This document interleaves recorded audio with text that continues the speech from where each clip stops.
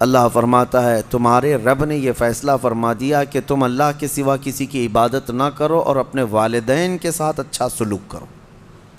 وَبِالْوَالِدَيْنِ احسانا، والدین کے ساتھ اچھا سلوک کرو۔ اچھا سلوک کا مطلب کس طرح سے بتایا گیا؟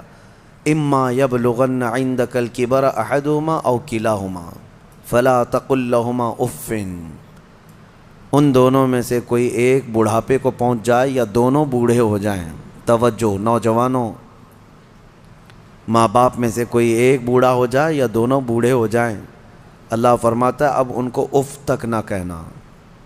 فلا تقل لہما اف، اف تک نہ کہنا۔ ولا تنہرہما، اور نہ ہی ان کو جھڑک کر بات کرو۔ وقل لہما قولا کریما، جب ان سے بات کرو تو نرم انداز میں بات کرو۔ جس نے اپنی ماں سے یا اپنے باپ سے سخت لہجے میں بات کیا اس نے اپنی پچھلی کی ہوئی ساری نیکیاں ضائع کر دیا، اس کی نیکیاں ختم کر دی گئیں۔ اس کے رزق سے برکت اٹھا لی جاتی ہے جو اپنے والدین سے سخت لہجے میں بات کرتا ہے۔ نافرمان جس نے اپنے والدین کا دل دکھایا، حدیث پاک میں میرے آقا صلی اللہ علیہ وسلم فرماتے ہیں، حضور فرماتے ہیں میں اگر چاہوں تو اس کے گھر کو آگ لگا دوں دنیا میں ہی، اس کو جینے کا کیا حق ہے؟ یہ سخت ترین چیز ہے۔ ہمارے بچے، ہمارے نوجوان، ان کو ایسا لگتا ہے ماں باپ بالکل عام سے لوگ ہیں، جیسے چاہیں ویسے بات کریں۔ انہوں نے تمہیں لاڑ و پیار سے پالا ہے تو اس کا مطلب یہ نہیں ہے کہ تم ان کے اوپر حاکم بنو۔ اور آج کے بچے جو کر رہے ہیں اپنے ماں باپ کے ساتھ، اس سے وہ حدیث پاک ثابت آ جاتی ہے۔ میرے آقا نے فرمایا سچ، قیامت کی نشانیوں میں سے ایک نشانی ہے ان تلد الامۃ ربتہا، عورت جو ہے اپنا سردار جنے گی، یعنی عورت سے جو بیٹا پیدا ہوگا وہ سردار بنے گا، یعنی خود ماں کے اوپر ہی حکومت کر رہا ہے۔ باندی اپنا سردار جنے گی، مطلب یہ ہے ماں باندی بن کر کے رہے گی، کنیز بن کر کے رہے گی، اور بیٹا حاکم بن کر رہے گا۔ یہ اکثر گھروں کا رواج ہے۔ ماں تو کام کی مشین ہے، ماں تو باندی ہے، گھر کی کنیز ہے، وہ تمہیں جو چاہیے وہ سب اس ماں سے ہی کرواؤ۔ ماں تمہارے کپڑے بھی دھوئے، ماں تمہارا کچرا بھی صاف کرے، ماں تمہارے برتن بھی دھوئے، تم جہاں بیٹھے ہو وہاں تمہارے لیے کھانا بھی لا کر پروسے۔ کنیز ہی تو ہے تمہاری، تم نے اس کو باندی بنا رکھا ہے، پلس اس کے اوپر حکم الگ جماتے ہو۔ اتنا سخت ترین گناہ ہے یہ، اللہ نظر رحمت نہیں فرماتا اس بندے پر، اللہ نظر رحمت نہیں فرماتا۔ نبی پاک صلی اللہ تعالیٰ علیہ وسلم کے فرامین اگر دیکھیں، ان لوگوں کی فضیلت آئی ہے قرآن میں بھی اور حدیث میں بھی۔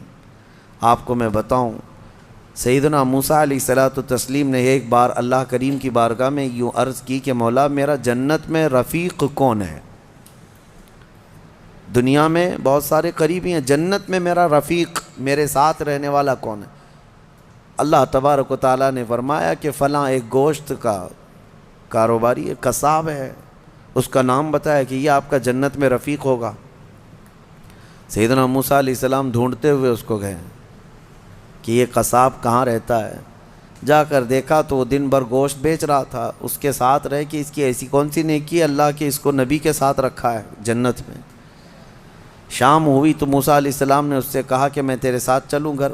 اس نے کہا بہت اچھی بات ہے، آپ چلیے میرے ساتھ، میرے گھر مہمان ہو۔ گھر لے کر آیا، اس کے چھوٹے بچے بھی تھے۔ موسیٰ علیہ الصلوۃ والتسلیم گھر گئے تو دیکھا اس نے جلدی سے اپنے گھر میں جا کر کچھ چیز روٹی یا دودھ لیا، اور اللہ کے نبی کو بھی بٹھایا ہے اور اپنے بچوں کو بھی بٹھایا ہے، اور اس کی ماں بستر پر تھی، اسے جا کر دودھ میں روٹی چور کر نرم کر کر کے کھلا رہا ہے، اور اس کی ماں بستر پر سے ہاتھ اٹھاتی اور کہتی ہے مولا میرے بیٹے کو تو جنت میں موسیٰ کا ہم نشین بنا دے۔ یہ اللہ تبارک و تعالیٰ نے اس ماں کی دعا سے اس بندے کو، ماں کے خدمتگار کو جنت میں موسیٰ علیہ السلام کا رفیق بنایا۔ میرے عزیزو، ماں باپ کو اپنے کنیز یا اپنے غلام نہ سمجھنا، یہ باندی یا تمہارے غلام نہیں ہیں۔ اور رب تبارک و تعالیٰ نے ان آیتوں میں فرمایا وَاخْفِضْ لَهُمَا جَنَاحَ الذُّلِّ مِنَ الرَّحْمَةِ وَقُلْ رَبِّ ارْحَمْهُمَا كَمَا رَبَّيَانِي صَغِيرًا۔ ان کے سامنے جب جاؤ تو اپنے بازوؤں کو نرمی سے بچھا دو۔ بازوؤں کو بچھا دینا مطلب کیا ہے؟ ان کے سامنے عاجزی کرو۔ تمہارے باپ بوڑھے ہو جائیں، تمہاری ماں بوڑھی ہو جائے، ان کو یہ احساس بھی نہ ہونے دو کہ وہ ایک چیز کو بار بار بول رہے ہیں۔ یہ آداب میں لکھا بھی ہے مفسرین نے کہ بڑھاپے میں اگر وہ تم سے دوسری بار سوال کریں ایک ہی چیز کو تو یوں نہ کہنا کہ ابا ابھی تو پوچھے تھے پھر پوچھ رہے ہو آپ، بلکہ ہر بار نئے انداز میں ان کو جواب دو تاکہ اسے احساس بھی نہ ہو کہ وہ بھول رہا ہے۔ یہ حقیقت میں فرمانبرداری ہے بچوں کی، ورنہ دنیا پرست آج ایسے ہو گئے ہیں کہ نعوذ باللہ من ذالک، ماں باپ کو وہ دیکھنا بھی پسند نہیں کرتے، بات کرنا بھی پسند نہیں کرتے۔ کتنے بوڑھے ایسے ہیں، کتنے بوڑھے ایسے ہیں۔ پھر بھی غنیمت ہے ہمارے ملک میں، یورپین کنٹریز، امریکہ میں ایسے حالات ہیں کہ بوڑھے اپنے گھروں میں رہتے رہتے مر جاتے ہیں۔ ہاسپٹل کو پڑوسی لوگ اطلاع کرتے ہیں کہ اس گھر میں جو بوڑھا تھا انتقال کر گیا، آ جاؤ اس باڈی لے جاؤ۔ بیٹے نہیں ہوتے ساتھ میں، کوئی نہیں ہوتا۔ اور آپ پوچھ لینا، مجھے وہاں کے رہنے والوں نے بتایا ہے کہ ایک بوڑھا یا ایک بوڑھی عورت کو کبھی کوئی پوتا ملنے آئے تو اس دن اس کی عید کا دن ہوتا ہے۔ وہاں پر بہت اس کو اہمیت دی جاتی ہے کہ کسی کا پوتا یا کسی کا نواسا ناتی ملنے کے لیے آ گیا بوڑھے کو، تو کہا گیا کہ اس کا گھر جو ہے عید کی طرح ہو جاتا ہے، اتنی خوشیاں ہوتی ہیں۔ اس طرح سے اولاد کو دور کرنے کا نظام بنا کر وہ دنیا میں امن کی بھی بات کرتے ہیں۔ بہرحال یہ قیامت کی نشانیاں ہیں۔ حضور پاک صلی اللہ تعالیٰ علیہ وسلم نے اس شخص کے لیے ہلاکت کی دعا کی ہے۔ ممبر پر کھڑے ہو کر کے میرے آقا نے ہلاکت کی دعا کی ہے، مولا وہ شخص ہلاک ہو، برباد ہو جائے۔ حضرت جبرائیل امین نے دعا کی اور حضور نے آمین کہا۔ وہ شخص ہلاک و برباد ہو جائے جو اپنے ماں باپ کو پایا لیکن ان کی خدمت نہیں کر سکا، ان کی خدمت نہیں کر سکا اور ان کو راضی کر کے جنت نہیں حاصل کر سکا، ایسا شخص ہلاک و برباد ہو جائے۔ حضور نے آمین کہا۔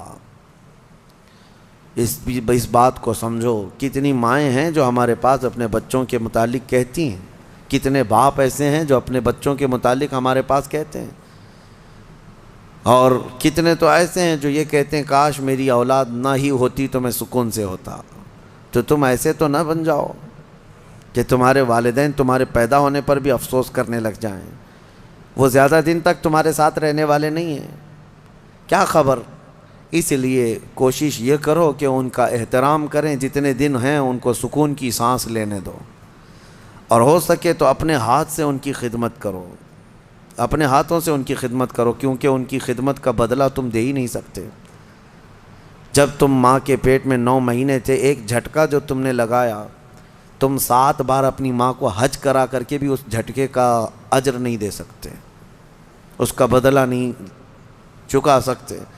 تم اپنی ماں کو کندھے پر بٹھا کر حج بھی کرا لو 7 مرتبہ، تب بھی تم اس کا وہ حق نہیں ادا کر سکتے۔ بہت بڑا عظیم حق ہے، اور کتنے ہلکے میں دھڑلے سے نوجوان اپنی ماؤں کو گالیاں تک دیتے ہیں، نعوذ باللہ۔ اور فرمایا گیا کہ جب ماں باپ، ایک نشانی میں آپ کو بتا دوں آپ کی زندگی کی، سب کو بتا دیتا ہوں، اپنی اپنی زندگی میں اس کو جانچ لینا۔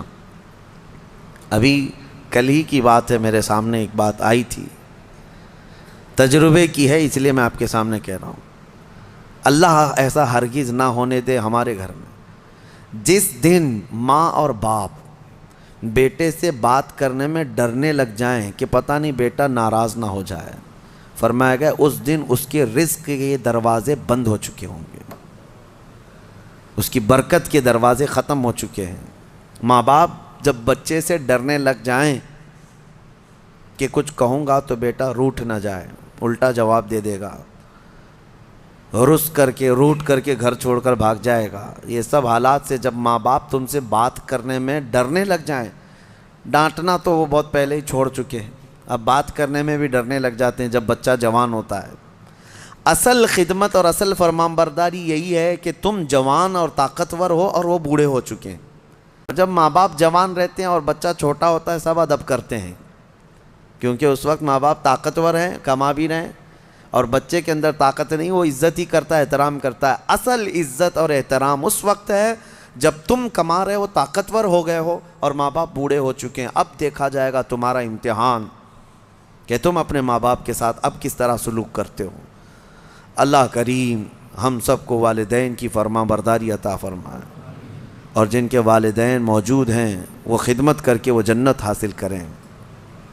قرآن پاک کی ایک آیت اللہ تعالیٰ نے یہ بھی فرمایا، وَلَا تَمْشِ فِي الْأَرْضِ مَرْحًا، زمین میں اکڑ کر مت چلو، إِنَّكَ لَن تَخْرِقَ الْأَرْضَ وَلَن تَبْلُغَ الْجِبَالَ طُولًا، تمہارے اکڑ کر کے چلنے سے نہ زمین پھٹے گی نہ تم یعنی پہاڑوں کے برابر بلند ہو سکو گے۔ تم ذرا دیکھو تمہاری حیثیت کتنی ہے۔ جو لوگ اکڑ کر کے گردن اونچی کر کے چلتے ہیں ان کے لیے کہا گیا ہے کہ غرور اور گھمنڈ آدمی کو ڈبو دیتا ہے، اور یہی غرور دنیا کا سب سے پہلا گناہ ہے جو شیطان کے اندر آیا۔ اس نے آدم علیہ السلام کو سجدہ جو نہ کیا وہ اکڑ ہی تو تھی، میں کیوں جھکوں اس کے سامنے، اور یہ اکڑ اللہ کو بالکل پسند نہیں۔ حدیث پاک میں ہے قیامت کے دن جو غرور اور تکبر کرتے تھے ان کو چونٹیوں کی طرح بنایا جائے گا، اور پورے اہل محشر سے کہا جائے گا ان کو اپنے پیروں سے روندو۔